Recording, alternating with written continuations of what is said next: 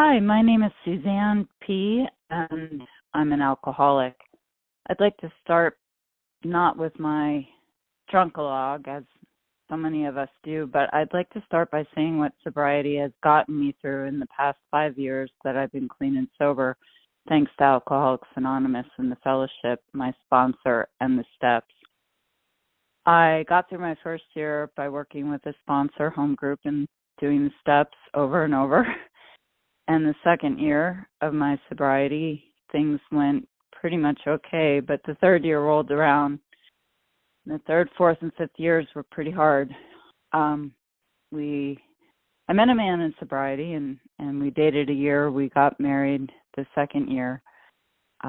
His mother was actually my first sponsor, and we had a lot of problems with neighbors, so we had to move. Right after we moved, she had gotten sick. I have a different sponsor now, but she had her story in the big book, and she got sick with cancer, and she died, and 2 weeks later I came down with a disease called Guillain-Barré syndrome. And within 7 days, I went from being an athlete, I was a marathon runner, to not being able to walk. And 2 weeks after that, I got to the point where I couldn't move my arms or hands, feel my feet, parts of my legs. I couldn't feel my groin, couldn't feel my fingers, and I couldn't swallow. They had to puree my food, and I was in the hospital for 2 months straight. And every single day, that man I married came and drove 3 hours round trip to be by my side. And this was in 2020 during COVID. And I was lucky they let him in for certain hours during the day. If I wasn't sober, I'd be dead when that happened. If I wasn't sober, I wouldn't have been able to go through the outpatient physical therapy program that got me out of the wheelchair. After that, I found out I needed open heart surgery and how fast I was headed for heart failure, congestive heart failure. If I wasn't sober, I would have never known, and I would have never gotten the surgery. I've since had the surgery, and I'm now in cardiac physical therapy, and I have a new repaired heart. Beating strong, beating sober. So I was a daily drinker. I worked at home, so no one really saw me. I had lost my father, then my late husband of 17 years shot himself and killed himself, and then I lost my mother. And my alcoholism was a progression. As it says in the big book, it can be a progression, especially with women. It can accelerate quickly, and that's what happened to me. I lived with handfuls of pills in the morning, bourbon all day at work, covered up my webcam, hid my computer and my smartphone at night so I wouldn't get in touch with anyone and say stupid things before I drank wine, do blackouts every night.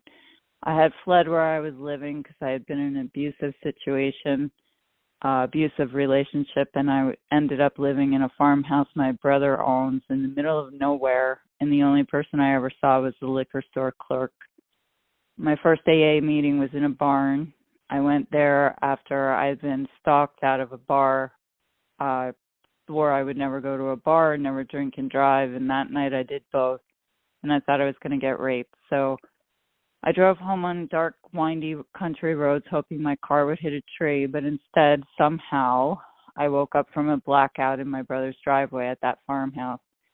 I have a sibling in the program, and she told me it was okay to go to an open AA meeting, even though I insisted I wasn't an alcoholic. I went to the meeting in a barn, and I went to 2 more meetings, drank before and after, and then a woman asked me if she could follow me home and take away my booze. Could she help me? And I accepted her hand if that was reached out to me. I went and put my hand out for help in AA, and she reached back and took away my alcohol, and I've been sober ever since. And that was 5 years ago. And after I got sick, we moved across the country from where the state I had originally fled from to New York State, where the meetings are open and very real and raw. And I, being a Celtic pagan, identified as an agnostic for a long time, but I have a belief system. I have higher powers, and no one cares what it is.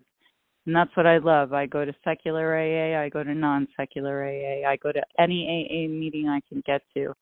And the fellowship is always laughing, smiling, and scooping me up and being supportive. And I couldn't gotten through any of this. We started our own plumbing business. We have a good, simple life today, a house with no mortgage, and we're happy. And we support one another in recovery. And this is all thanks to Alcoholics Anonymous. So thank you for letting me share. Bye.